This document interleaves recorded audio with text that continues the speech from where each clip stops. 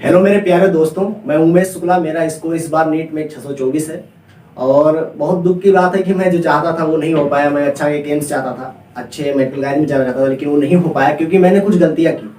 आप लोग, मैं उन गलतियों को हाईलाइट करना चाहता हूं आपके जीवन में, जिससे आप वो गलती ना करें और आप अपने जीवन में बहुत आगे जा सकें, बहुत अच्छे मेडिकल कॉलेज में जा सकें, आप एम्स दिल्ली पा सकें, एम्स भोपाल पा सकें, एमएमसी में जा सकें, मौलाना और आप केजीएमसी, बड़े बड़े जो टॉप इंस्टीट्यूट है वहाँ पे आप पढ़ाई कर सकें। तो आप क्या गलतियाँ करें जिससे आप वहाँ, क्या गलतियाँ ना करें जिससे आप वहाँ पहुँच सकें, ये मैं आपको बताने वाला हूँ। और क्या मैंने गलतियाँ की जिससे मेरा नंबर कम रह गया नीट में, तो उसको बताने के लिए आपको पूरा वीडियो, आपको पता करने के लिए पूरा वीडियो आपको देखना होगा अंत तक। तो आप छोड़ के मत जाइएगा वीडियो बीच में, पहले पूरा वीडियो देखिएगा, उसके बाद ही जज कीजिएगा कि क्या कहना चाहता हूँ मैं।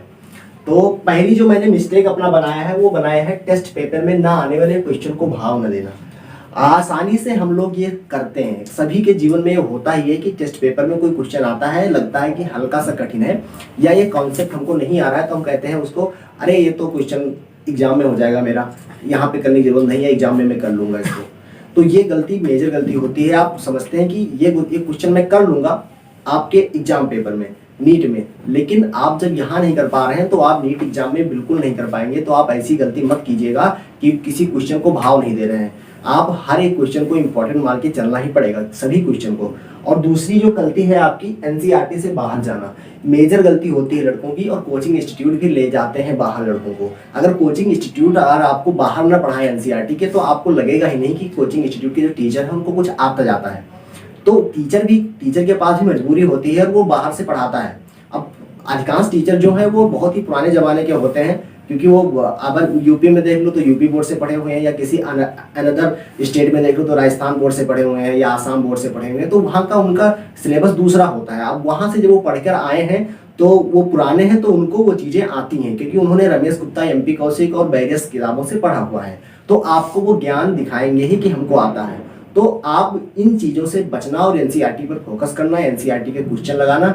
और ये गलती मत करना कि एनसीईआरटी के अलावा हम अदर क्वेश्चन लगा रहे हैं, क्योंकि इस साल अगर आप फिजिक्स का क्वेश्चन उठा के देखेंगे तो 39 क्वेश्चन ऐसे थे, 39 50 में से, मतलब 45 में से मैं 39 बता रहा हूँ आपको। अगर 50 से लेके तो लगभग 45 क्वेश्चन ऐसे थे कि आप सीधे एनसीईआरटी पढ़कर लगा सकते थे उसको। कुछ क्वेश्चन तो ऐसे थे जो एनसीईआरटी का डाटा चेंज किया था हल्का फुल्का, और कुछ क्वेश्चन ऐसे थे जैसे कि एक्सरसाइज से दिए थे फिजिक्स में। तो आप लोग गलती मत कीजिएगा ये।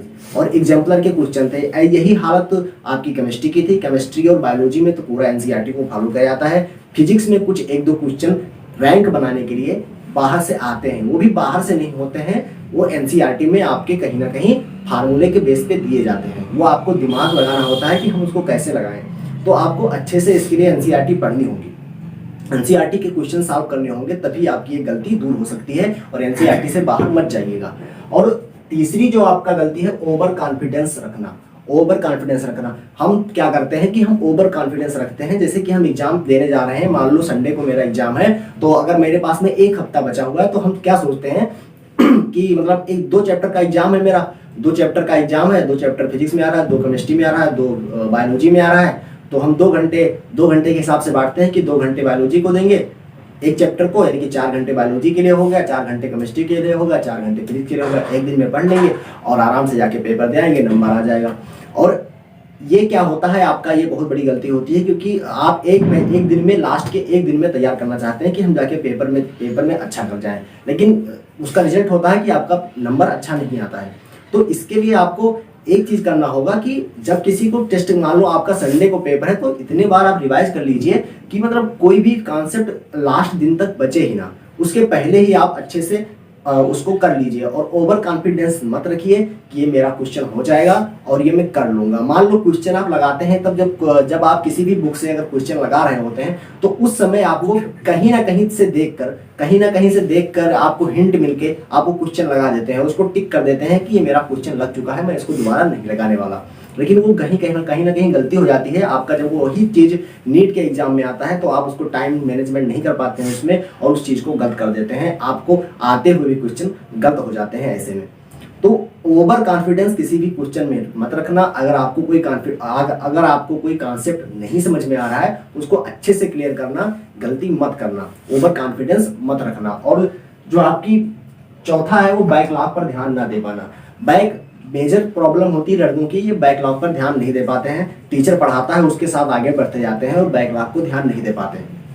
तो बैकलॉग ध्यान देने के लिए आपको हर दिन लगभग 2 घंटे से 2.5 घंटे रखना ही पड़ेगा कि बैकलॉग मुझे पीछे का चीज़ पढ़ना है। अगर पीछे की चीज़ नहीं पढ़े आप, जो छूट गया उसको नहीं पढ़े, तो ये कंपटीशन इतना हाई है कि आप अगर लड़कों का सिलेक्शन 1-2 नंबर से रुक जाता है, उनका क्या होता है। और इसके बाद में 720 में इस बार 3 लड़के थे, पिछले बार 2 लड़के थे। तो इतना कंपटीशन हाई हो चुका है कि अगर आप ये सोचेंगे कि बैकलॉग चलो ठीक है छूट गया कोई बात नहीं, मैं जो नहीं छूटा उसमें कर लूंगा, तो आप कभी नहीं कर पाएंगे। क्योंकि आपको अब बायोलॉजी में 38 चैप्टर रटे होने चाहिए और केमिस्ट्री में 30 और फिजिक्स में भी 30 चैप्टर आपको एक तरफ से रटे होने चाहिए, तभी आप जाके कर पाएंगे। आपको अच्छे से समझ आना चाहिए हर एक चैप्टर, तब आप जाके compete कर पाएंगे जनरल लड़के से। क्योंकि कंपटीशन बहुत हाई हो रहा है, दिन ब दिन हाई होता ही जा रहा है। क्योंकि लड़के अब बन चुके हैं रट्टू तोते, उनको जो रटाया जाता है वो रटते हैं और वो करते भी हैं। क्लास 6 से क्लास 9 और क्लास 11 से फाउंडेशन कोर्स चलते हैं, उनका पहले ही इतना प्रिपरेशन हो जाता है जितना आप इंटर पास करके ना कर पाएंगे।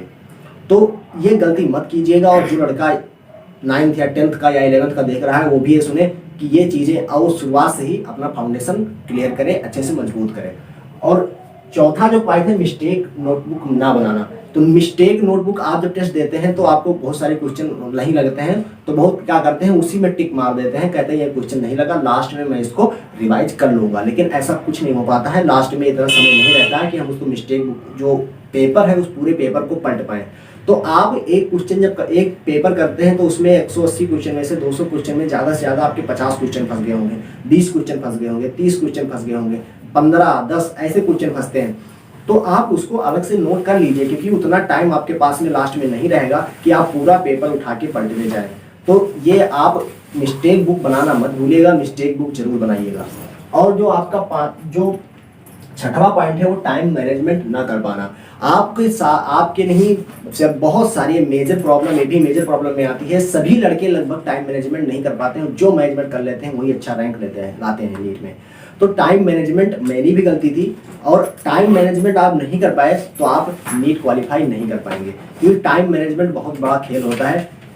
आपको बहुत ज़्यादा जल्दी कर देना है कि आप 3 घंटे का पेपर है आप 1.5 घंटे में करके बैठे हैं, तब भी आप गलती करेंगे। और बहुत ही ना देर में करना है कि आपका बहुत सारे क्वेश्चन छूट जाए।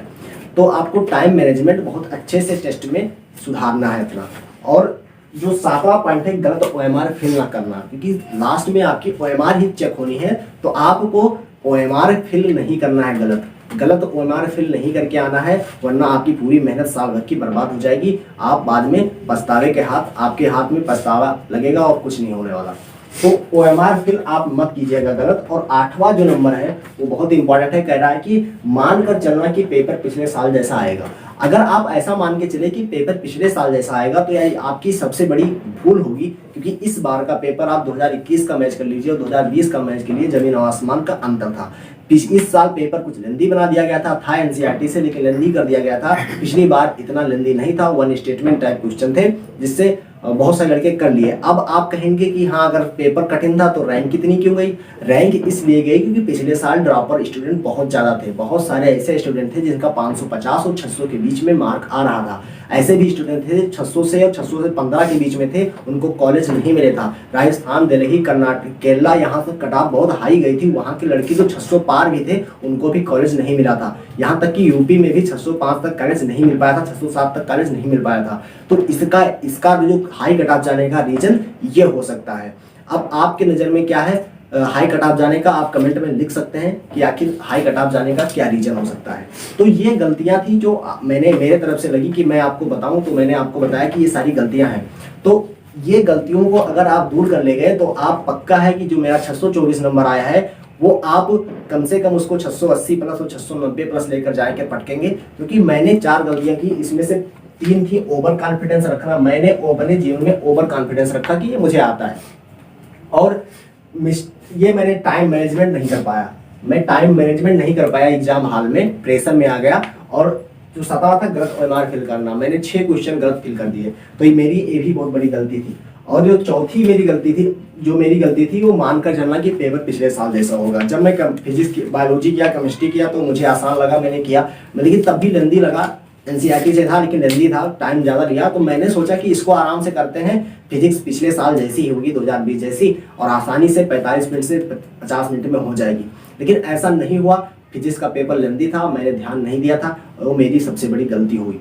तो आप ये मानकर नहीं चले सकते हैं कि इस साल का पेपर पिछले साल जैसा होगा। हो सकता है कि पिछले साल से और 2021 से 2022 का पेपर बहुत ही आसान बन जाए। हो सकता है कि कट ऑफ कम करने के लिए पेपर को हाई लेवल का भी कर सकते हैं।